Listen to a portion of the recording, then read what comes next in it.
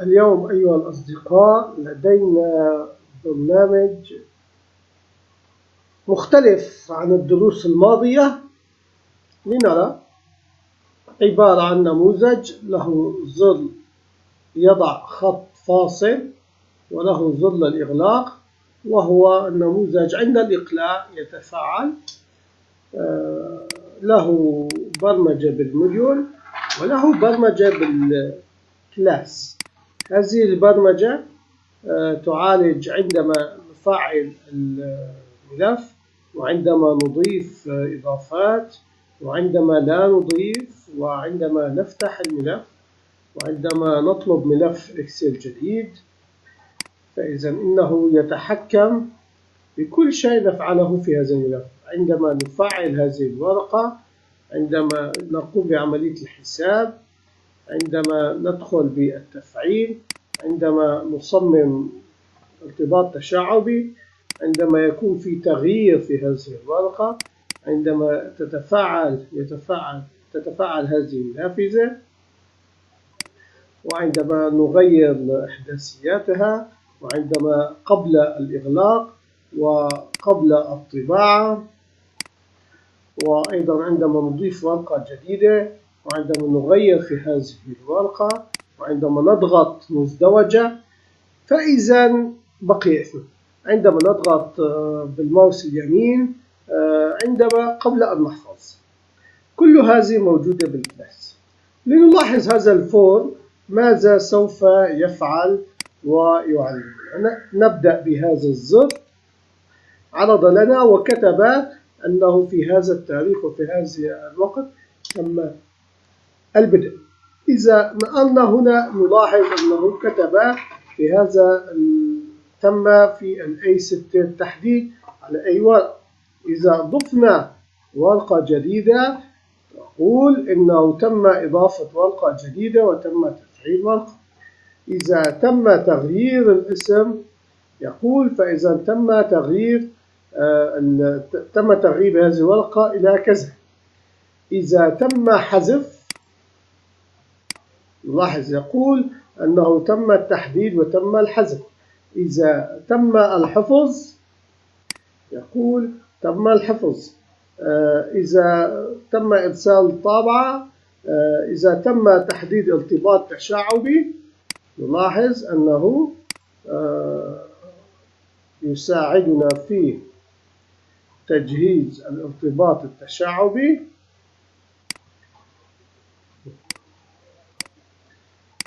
فإذا أصبح الارتباط التشعبي الآن يقول تم استخدام الارتباط التشعبي. هنا نستطيع أن نضع إشارة صح لأننا أردنا أن نتوقف هنا. فإذا برنامج ضخم جدا ومفيد جدا، ويمكن أن نراقب المستخدم في كل الأمور التي تمت من قبله. لنعالج البرمجة، الزر الإبداء والزر الإنهاء موجودين بالموديول.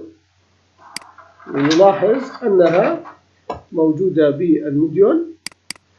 أول شيء يوجد لديه المتغير X، نعرفه على أنه نيو كلاس موجود بالكلاس. ثم يجب أن نعرف هذا المتغير أيضا لأنه عام event num. وهذه هي برمجة الإبداع. برمجة الإبداع تقول المتغير يذهب إلى الكلاس ويأخذ تفعيلات الكلاس، وثم هذا المتغير يأخذ قيمة 0 ويتفاعل الفورم. نلاحظ أن هذا الفورم يجب أن يتفاعل، لكن عندما يتفاعل تعالج فكرة أنه يضاف سطر جديد باسم أنه تم تفعيل في التاريخ الفلاني. هذا هو ظل التفعيل، وهذا هو ظل الإيقاف. ظل الإيقاف المتغير X يعود إلى nothing الذي هو موجود بالكلاس،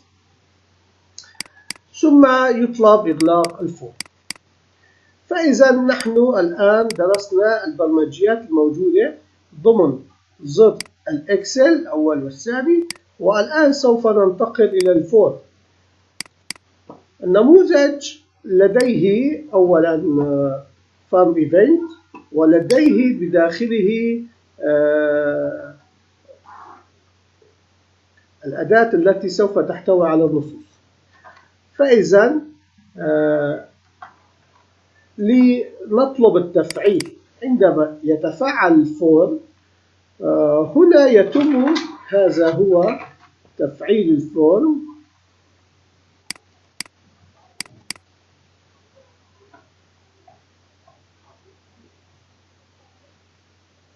عندما ننقر تفعيل الفورم، عندما ننقر على هذا الزر يعطينا هذه البرمجة التي هي إضافة سطر، إضافة 40 محرف من هذه الأحرف، فبذلك يتشكل لدينا سطر. ولكن ندرس فكرة أو احتمالية الأوتو سيف للأداة الداخلية، ونقول الأداة الداخلية سوف تحتوي ما تحتويه زيادة عليه الخط في سطر جديد. أما الباقي فنقول إن عرض الأداة الداخلية سوف تكون نفس عرض الفورم الأساسي. فإذا هذه الأداة الداخلية نفس عرض الفورم ناقص منه 20. فإذا نلاحظ أنها تم إنقاص منه 20، ونعيد ونقول الأداة الداخلية سوف تأخذ الحجم الأوتوماتيكي. هنا تم إيقاف الحجم الأوتوماتيكي، هنا أخذت حجم أوتوماتيكي. ثم نأخذ الأداة الثانية التي تحتوي، ونقول أن السكرول الأفقي والسكرول العمودي عن طريق الأفقي هو نفسه زيادة 20، نفسه الداخلي زيادة 20، والسكرول العمودي يجب أن يكون هو نفسه ضرب 20 لكي يكون مناسب لمن سوف نراه. الزر الإغلاق من الأزرار السهلة، هي عبارة استدعاء الموديول موجود كستوب الذي درسناه قبل قليل، إيقاف الإكس وإيقاف النموذج. فإذا أخذنا البرمجة الموجودة باليوزر فورم والبرمجة الموجودة بالموديول، بقي لدينا عملية التخاطب للبرمجة الموجودة بالكلاس. فإذا في هذه الحالة نحن سوف نعالج الموجود في الكلاس.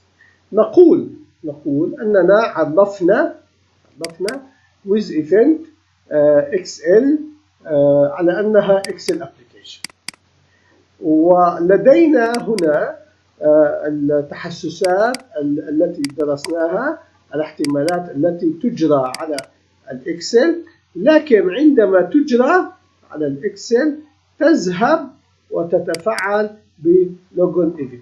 هنا لوجن إيفنت هنا تعالج جميع الاحتمالات، لأنها سوف تضيف سطر وسوف تأخذ ما تم وسوف تضيف تزيد من الشريط الأفقي وسوف تزيد من عرض الأداة الداخلية لكي نراها نحن.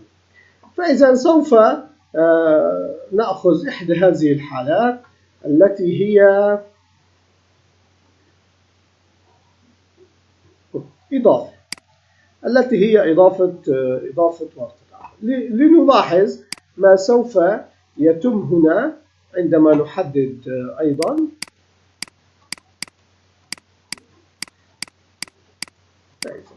نحن في البداية البرنامج يتفاعل عن طريق الإكسل ويتم التسجيل. هنا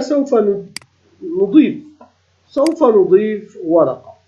عندما نضيف ورقة البرمجة تكون موجودة في الكلاس وتقول أننا أضفنا ورقة، لكن لا يظهر لنا النص إلا عندما تعالج في القسم العلمي.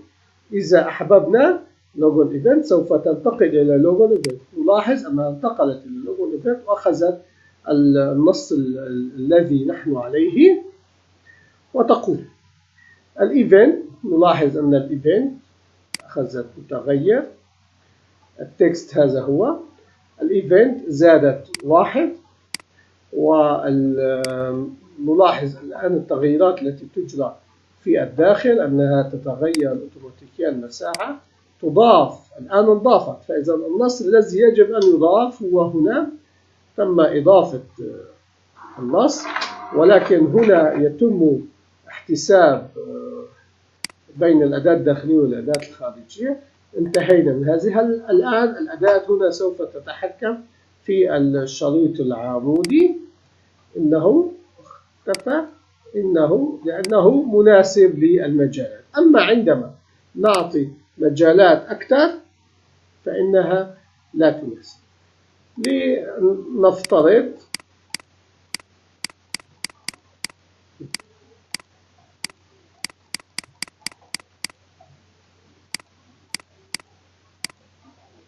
فإذا الآن نحن سوف نلغي هذه البرمجة، لأننا لاحظنا أن كل العمليات تحدث في الكلاس.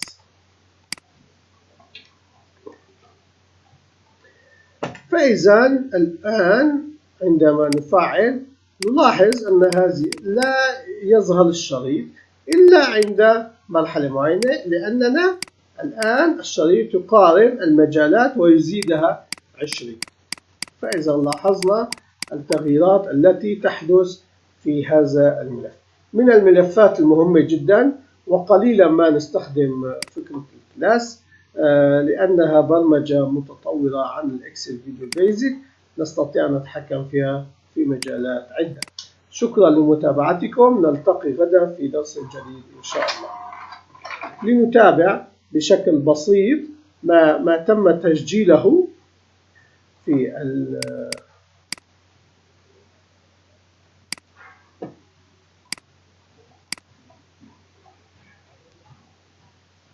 فإذا نلاحظ أنها هي عبارة عن تشابه.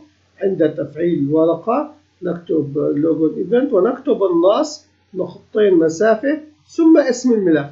اسم الملف هذا الاسم هو يتواجد دائما، اسم الملف أو عنوانه أو موقعه حسب الخانة الخاصة بكل واحدة منها. شكرا لمتابعتكم.